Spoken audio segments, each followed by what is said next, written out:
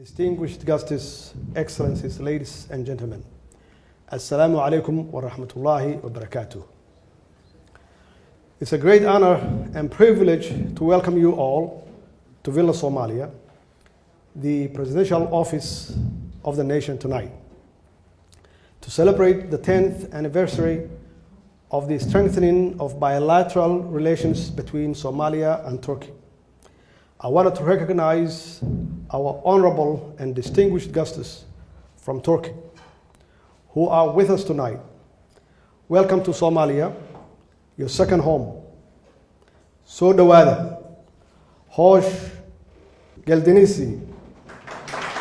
Today, the 19th of August 2021.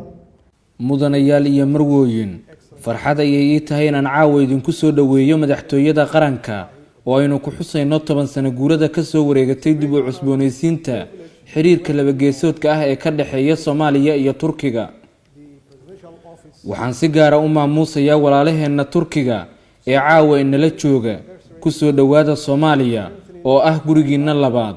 soo dhawaada maanta oo ahay 19 Agoosto 2021 waxa ay ku beegneen 10 sano guurada ka soo wareegtay markii madaxweyne Rajab Tayyip Erdogan iyo wafdi uu hogaaminayo oo ay kamid ahaayeen golihiisa wasiiradu ay booqasho taariikhiya ku yimaadeen Soomaaliya.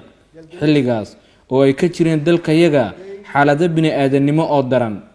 xaqiiqatan Soomaaliya waxa ay markaas ku sugnayd mid kamid ah xilliyadii ugu darnaa taariikhdana soo martay, iyada oo inta badan bulshada caalamku ay sheeda naga daawanayeen ayuu madaxweyne Erdogan yimid dalka isaga oo xilligaasi dib u soo cusboonaysiiyay xiriirka iskaashi iyo saaxiibtinimo ee ka dhaxeeya labada shacab iyo labada dawladood ee walaalaha ah, taasi oo dhigjoojin u noqotay dhibaatooyinkii ka dhashay abaarihii ba'naa ee ka jiray Soomaaliya xilligaas. We are especially grateful and proudly celebrate the inaugural Somali-Turkish Day tonight. Excellencies, ladies and gentlemen, Somali-Turkish relations are truly historic, dating back to the Ottoman period. Today, our strong diplomatic relations have created new opportunities for collaboration and partnership in all areas of mutual benefit. mudanayaal iyo marwooyin xiriirka Soomaaliya iyo Turkigu waa mid soo jireen ah oo ku siman xilligii boqortooyadii Cusmaaniyiinta.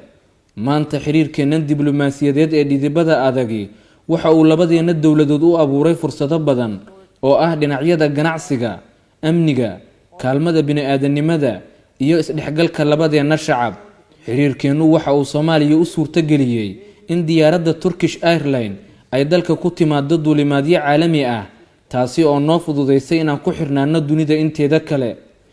taageerada walaalaheena Turkigu ayna siiyaan waxa ay suurtagelisay inaan dib u dhis ballaaran ku sameeyno dhinacyada caafimaadka, ammaanka, waxbarashada, dhaqaalaha.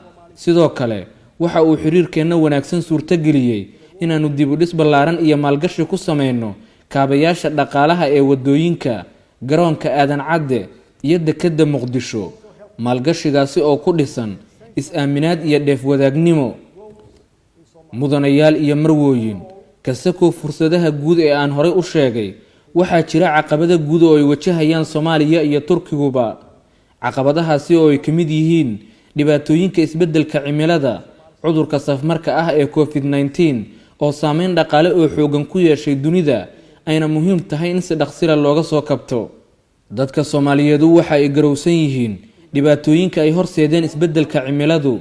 sidaasi awgeed waxaan la qaybsanayaa walaalaheena dalka Turkiga, shacab iyo dawladba, dhibaatadii ka soo gaartay dabkii iyo duufaantii dhawaan ku habsatay qaybo kamid ah dalkaas, taasi oo sababtay khasaare nafeed iyo mid maalba.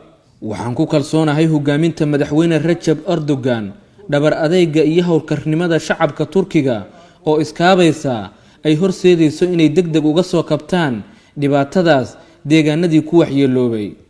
dhanka xal u helidda cudurka safmarka ah ee COVID-19 iyo ka soo kabashada saameynta dhaqaale, waxaa muhiim ah in labadeena dawladood iyo shacab ay sii xoojiyaan xiriirka iyo iskaashiga. arrinkaasi oo kordhinaya ganacsiga, maalgashiga, ka faa'iideysiga iyo isdhaafsiga adeegyada caafimaadka ee ka dhexeeya Soomaaliya iyo Turkiga. While both our governments are committed to sincerely advancing our solid relations, it is the clear positive engagement between our two peoples that gives me the most hope for an even stronger and durable Somalia-Turkey relations built on the firm foundation of respect, interdependence, and common endeavor. Inkasta oo labadeena dawladood Soomaaliya iyo Turkiga ay ka go'an tahay in si hagar la'aan ah u horumariyaan iskaashiga miradhalka ah, haddana xiriirka xooggan ee ka dhexeeya labadeena shacab ayaa ifafaalo wanaagsan u ah. Inkasta oo labadeena dawladood Soomaaliya iyo Turkiga ay ka go'an tahay in si hagar la'aan ah ay u sii horumariyaan iskaashigooda miradhalka ah, haddana xiriirka xooggan ee ka dhexeeya labadeena shacab ayaa ifafaalo wanaagsan u ah in uu sii jiri doono iskaashigeena iyo walaaltinimadeena oo ay asaas u tahay cilaaqaadka ku salaysan is-ixtiraam iyo wada qabsi. Waxaan ku soo gunaanadayaa Soomaaliya ha noolaato, Turkigu ha noolaado, ha sii jiro iskaashigeena dhaxalgalka ah. I would like to conclude by saying, long live Somalia, long live Turkey, long live our strong partnership. I thank you and good evening.